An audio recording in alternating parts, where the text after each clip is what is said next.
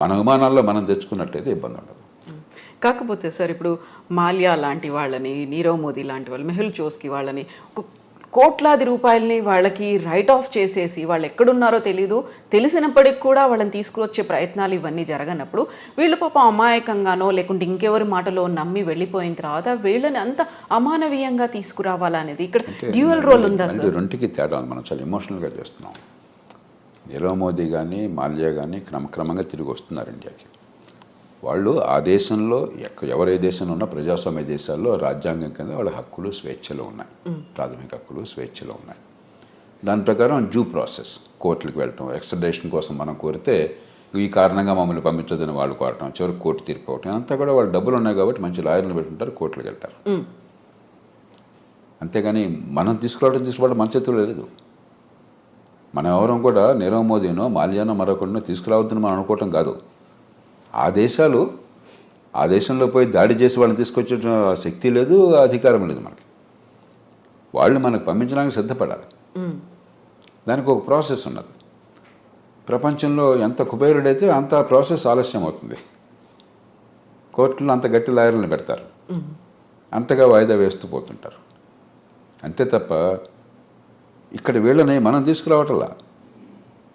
ఆ దేశంలో చట్టాలు ఉల్లంఘించారు, అక్కడ కోర్టులు వీళ్ళ కేసులు ఒప్పుకోలేదు కాబట్టి విధిగా రావాల్సి వస్తుంది. అలా చూడాలి తప్ప దీని పెద్దాన్ని మనం ఒక ఎమోషనల్ కోణం నుంచి చూస్తే పరిష్కారం రాదు. సో ఇప్పుడు టారిఫ్లు విధించడం అనేది అమెరికాకి ఏ దేశం నుంచి స్టీల్, అల్యూమినియం ఇలాంటివి వచ్చినప్పటికీ కూడా 25% వాళ్ళ మీద సుంకాలు విధిస్తాము అనేటువంటి ఒక ప్రకటనతో పాటుగా ప్రతి చోట కూడా ట్రంప్ తన మార్కును చూపిస్తున్నాడు అనే మాట వినిపిస్తుంది. అదే సమయంలో పొద్దున ఒక మాట చెప్తున్నాడు, మధ్యాహ్నం ఇంకో మాట చెప్తున్నాడు, సాయంత్రం ఇంకో మాట చెప్తున్నాడు. మామూలుగా ఏంటంటే పరిపాలనలో ఎప్పుడు కూడా విధానం ఏం కావాలని మల్లగొల్లాలు పడుతూ ఉంటారు. కొందరు ఇలా చేస్తే బాగుంటుంది అంటారు, మరికొందరు అలాగా దానిలో ఇబ్బందులు ఉన్నాయి, ఇలా చేస్తే బాగుంటుంది అంటారు, మరికొందరు ఇంకో రకంగా అంటారు. ఇవన్నీ చర్చించుకుని నిగ్గు తేల్చి చివరికి ఏది మంచి విధానం ఆలోచించి అప్పుడు పై స్థాయికి పంపిస్తారు. ఓ ప్రధానమంత్రి స్థాయిలో, దేశ రాష్ట్రపతి స్థాయిలో, ప్రభుత్వం స్థాయిలో ఇవన్నీ ఈ ఆలోచనలు, ఈ లాభ నష్టాలని బేరీ చేసుకుని పంపిస్తారు. ట్రంప్ ఏమవుతుంది, పురిలో ఏదో ఆలోచన పుడుతుంది, వెంటనే ఆయన దేశాధినేతగా ప్రకటించేస్తున్నాడు. మధ్యాహ్నానికి అది కష్టం అనిపిస్తుంది, వెంటనే మార్చుకుంటున్నాడు. పొద్దున్న ప్రకటించినప్పుడు ఆయన బృందం అంతా వైట్ హౌస్లో ఆయన కేబినెట్ మంత్రులు కానీ లేకపోతే ఆయన ఉన్నతాధికారులు కానీ నేచురల్గా నాయకుడు దేశాధినేత ఆదేశం ఇచ్చాడు కదా ఆయన సమర్థించాలా. మధ్యాహ్నం మాట మారుస్తున్నాడు, మళ్ళీ దీన్ని సమర్థించాలా. సాయంత్రం ఇంకో మాట చెప్తున్నాడు, మళ్ళీ దాన్ని సమర్థించాలా. అంటే ఒక తొగ్గలకి వ్యవహారంలాగా తయారవుతుంది. ట్రంప్ కూడా నిలకడగా, ఎందుకంటే నిలకడగా కొన్ని విషయాల్లో నిలకడగా నడిచవచ్చు. ఇమిగ్రెంట్స్ ఉండటానికి వెళ్ళలేదు, అక్రమంగా వచ్చినటువంటి ఇమిగ్రెంట్స్ ఉండటానికి వెళ్ళలేదు, అక్కడ కన్సిస్టెంట్గా ఉన్నాడు. మంచి వచ్చేటో పక్కన పెట్టండి. అలాగే మరికొన్ని విషయాలు, కానీ కొన్ని విషయాల్లో పొద్దున మధ్యాహ్నం సాయంత్రం ఒక్కసారి ప్రభుత్వం మాట 2-3 సార్లు మారిపోతుంది.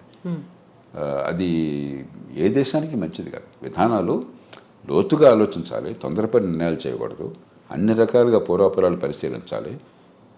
వినదగిన ఎవరు చెప్పినా అని చెప్పని మీరు ఏదనుకుంటున్నా దానికి వ్యతిరేకంగా చెప్పేవాళ్ళ మటుకు ఆలోచించి నిర్ణయం తీసుకోవాలి. తీసుకున్నాక నిలకడగా ఉండాలి. ఇప్పుడు ఆలోచించకుండా తొందరపడి నిర్ణయాలు, నిలకడ లేకుండా వెనక్కి వెళ్ళటం జరుగుతుంది. ఇప్పుడు జన్మతః పౌరసత్వం రద్దుకు సంబంధించి చేసినటువంటి అనౌన్స్మెంట్ అది ఏ దిశలో ముందుకెళ్తుంది అనుకుంటున్నారు సార్? అది జరగదు. ఆ దేశంలో కోర్టులు అంగీకరించవు, ఆ దేశంలో రాజ్యాంగం ఒప్పుకోదు. రాజ్యాంగాన్ని మార్చడం ఎవరి తరమో కాదు. అయితే ఒక్కటి అవకాశం ఉన్నది, ఇది సుప్రీంకోర్టు దాకా వెళుతుంది. బహుశా వెళితే సుప్రీంకోర్టు తీసుకోవాలనేది. మన దేశంలాగా ప్రతి కేసు సుప్రీంకోర్టు తీసుకోదు. అక్కడ కింద కోర్టులో దీన్ని ఆపేశారనుకోండి, సుప్రీంకోర్టు తీసుకోకపోవచ్చు అసలు. మన దేశంలో ప్రతి చెత్త చెదారం ప్రతి కేసు వెళ్ళిపోతుంది సుప్రీంకోర్టుకి. అక్కడ అట్లా ఉండదు. ఏడాదికి 100 కేసులు చూస్తారంతే. వాళ్ళు ముఖ్యం అనుకున్నాయి, మిగతావన్నీ అప్లికేషన్ పెట్టి మాత్రం కోర్టుకు తీసుకురావాలి. ఊరికే డాకెట్ షీట్ నిండిపోతుంది, కోర్టుకు వేరే పని ఉండదు. ఒకవేళ తీసుకుంటే సుప్రీంకోర్టు తిరస్కరిస్తుంది. కానీ బహుశా ఏది ఆమోదించే అవకాశం ఉంది అంటే గట్టిగా ప్రభుత్వానికి వాదించే అవకాశం ఒకటి ఉన్నది.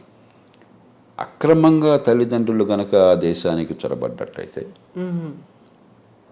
ఏ రకమైన డాక్యుమెంట్ వేసా లేకుండా అలా చొరబడ్డాక ఈ దేశంలో బిడ్డలను కన్నట్టయితే వాళ్ళకి పౌరసత్వం రాజ్యాంగంలో పదజాలం ప్రకారం వాళ్ళకు కూడా అవుతుంది, ఆ దేశంలో పుట్టారు కాబట్టి. కానీ రెండో పార్టీ పదజాలం మళ్ళీ కొంచెం సందిగ్ధంగా ఉంది. కాబట్టి దేశంలోకి రావడమే అక్రమంగా ఉన్నారు కాబట్టి అక్రమంగా వచ్చిన వాళ్ళకు, అక్రమంగా ఉన్న కాలంలో పుట్టితే వాళ్ళకి లేదని చెప్పని అది బహుశా కోర్టు ఒప్పుకోవచ్చు, మనకు తెలియదు.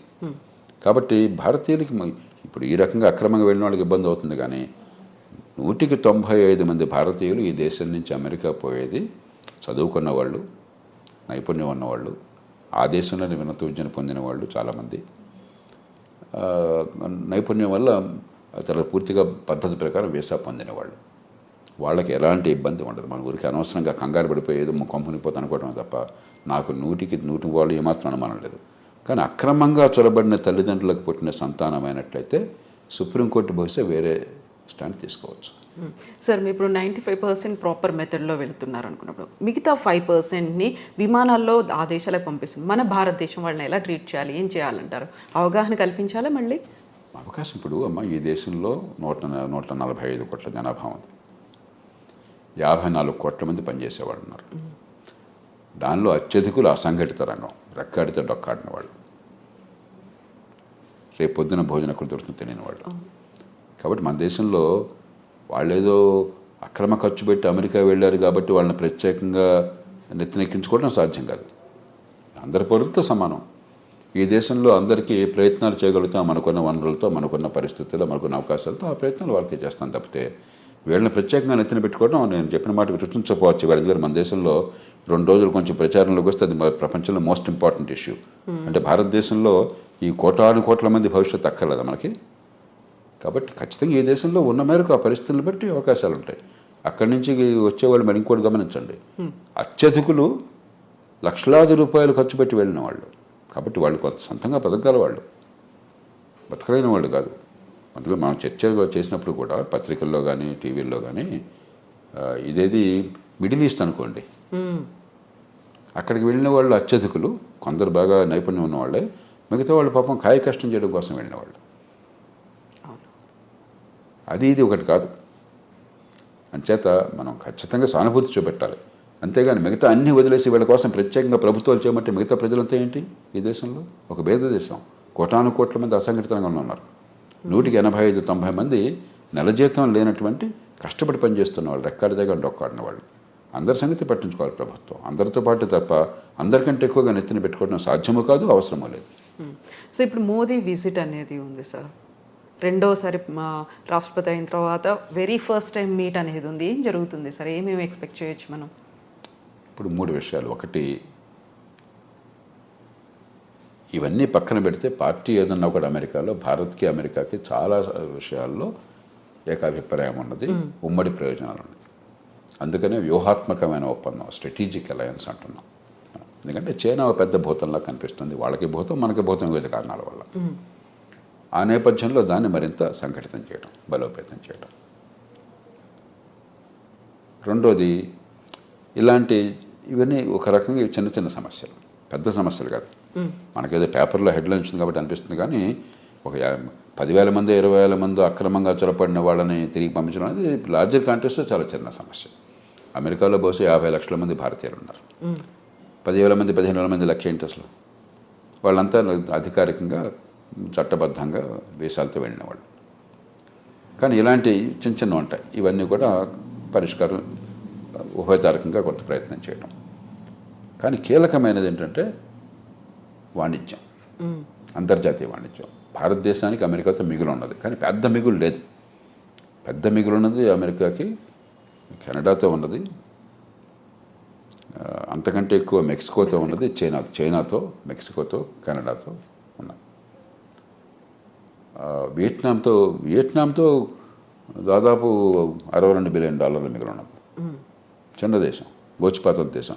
మంది 60 బిలియన్ డాలర్లు, మంది $30 బిలియన్ అంతా మిగులుంది మనకి, భారత్కి. అమెరికా ఒక్కటే పెద్ద దేశం, మనకి అసలు మిగులు ఉన్నది. తగ్గించాలని ఒత్తిడి ఉంటుంది. అందుకనే మన బడ్జెట్ కూడా కొంత మనం దిగుమతి సుంకాలు తగ్గించే ప్రయత్నం చేశాం. ఉభయతారకంగా ఆయన మనసును గుర్తిరిగి కాస్త ఆయన్ని ప్రసన్నం చేసుకోవటం, అదే మన ప్రయోజనాలను కాపాడుకోవటం. మనం నష్టపోకూడదు. అవతల వాళ్ళకి మీరు అంత భీష్మించి కూర్చున్నప్పుడు వాళ్ళకి ఏదో కొన్ని చూపెట్టాలి. కాబట్టి వాణిజ్యం విషయంలో ఏం చేయాలి? ఈ 3 ప్రధానమైన అంశాలు అవుతాయి చర్చలో. సో మన దగ్గర నుంచి వస్తున్నటువంటి దిగుమతుల మీద కూడా విపరీతమైనటువంటి సుంకం పెట్టబోతున్నారు, టారిఫ్లు విధిస్తారు అనే మాట అంత ఎక్కువ ఉంటుంది. మనకి ఏంటంటే ఇదిగో పుల్లడి దిగుతో కట్టున్నాం మనం. మెక్సికో నుండి కెనడా మీద దీనికి సుంకాలు పెడతా ఉన్నారు, మళ్ళీ వెంటనే మధ్యాహ్నానికి మార్చేశారు, సాయంత్రం ఇంకోటి అన్నారు. మన మీద కూడా ఇవన్నీ ఏంటి ఆయన నెగోషియేటింగ్ టాక్టిక్.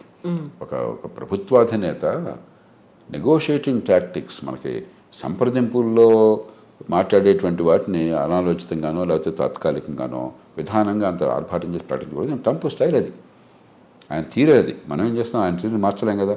పుట్టుకతో వచ్చిన బుద్ధి పుట్టుకలతో పోదని చెప్పిన మన చేతుల్లో ఏం లేదు.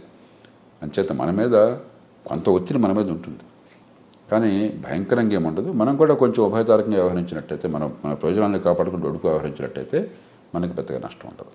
సో ఫస్ట్ 100 డేసే కీలకమైనప్పుడు మీరు చెప్పినట్టుగా ఇన్ని కన్ఫ్యూజింగ్ నిర్ణయాలు పూటకొకటి మారుతూ ఉన్నప్పుడు వాట్ అబౌట్ మిగతా టెన్యూర్ అనేది ఎలా ఉంటుంది అనుకోవచ్చు సార్? ఇప్పుడు అమెరికాకి ఏమవుతుందో అమెరికా వాళ్ళు చూస్తుంటారు, మీకు నాకు బాధపడాల్సిన అవసరం లేదు. ప్రపంచానికి ఏమవుతుందని ఆలోచించాలి. ఏమవుతుందంటే అమెరికా తిరుగులేని నాయకత్వం ఉన్న దేశం, ఆర్థికంగా కానీ సైనిక పరంగా కానీ. ప్రపంచంలో కాస్త ఏమనాలి, ఒక కోఆర్డినేషన్, కొన్ని మౌలిక సూత్రాలు, కొన్ని మౌలికమైనటువంటి పద్ధతులు, అంతర్జాతీయ వాణిజ్యం కావచ్చు, మరొకటి కావచ్చు, ఇలాంటి విషయాల్లో అమెరికా ఒక పెద్ద పాత్ర వహిస్తోంది. అమెరికా ఆదర్శంగా ఉంటుంది. అది క్రమేణా పలచబడుతుంది ఇది కొనసాగితే. రెండవది, నిలకడలేని విధానాలు, పురుల్లో బుద్ధి పుట్టినట్టు ఏది పడితే అది తుక్కలకు విధానాలు కనిపిస్తుంటే మళ్ళీ మళ్ళీ అంతర్జాతీయ సమాజంలో అమెరికా నాయకత్వం తగ్గి చైనా గొప్ప దేశంగా అనిపిస్తుంది. వాళ్ళతో పోలిస్తే వీళ్ళు ఉన్నారు, కాస్త పద్ధతి ఉంది, నిలకడ ఉందని చెప్పని. కాబట్టి ట్రంప్ కానీ ఆయన బృందం కానీ కొద్దిగా ఉభయతారకంగా వ్యవహరించకపోయినట్టయితే అమెరికా బలహీనపడి, అమెరికా నాయకత్వం బలహీనపడి చైనా నాయకత్వం పెరిగే అవకాశం ఉంది. భారతదేశానికి ఏనాడైనా సరే ఈ రెంటి మధ్య అమెరికా మేలు మనకి, మనం ఉన్న పరిస్థితుల్లో. కాబట్టి అది కొంచెం దీర్ఘకాలికంగా మనకు కొంత ఇబ్బంది ఉన్నది. కానీ ఇక అమెరికా అది కోరుకుంటే మనం ఏం చేయగలం, చూద్దాం ఏమవుతుంది. సో అప్పుడు మన దౌత్య వ్యవహారాలు కానీ మనం చేసేటువంటి ప్రయత్నాలు కానీ ఏమన్నా మార్పు తెచ్చే అవకాశం ఉందంట. అందుకనే ఇప్పుడు మనం చాలా జాగ్రత్తగా వ్యవహరిస్తున్నాం. పార్టీ ఏదైనా కూడా ఢిల్లీలో అధికారంలో ఉన్న పార్టీ అమెరికాతో మైత్రి సంబంధాలు మనకు తగ్గటం లేదు. అక్కడ ఏ పార్టీ ఉన్నా, మన దేశంలో ఏ పార్టీ ఉన్నా కూడా యూరప్తో సంబంధాలు మనం తగ్గించుకోవటం లేదు. చైనాని మనం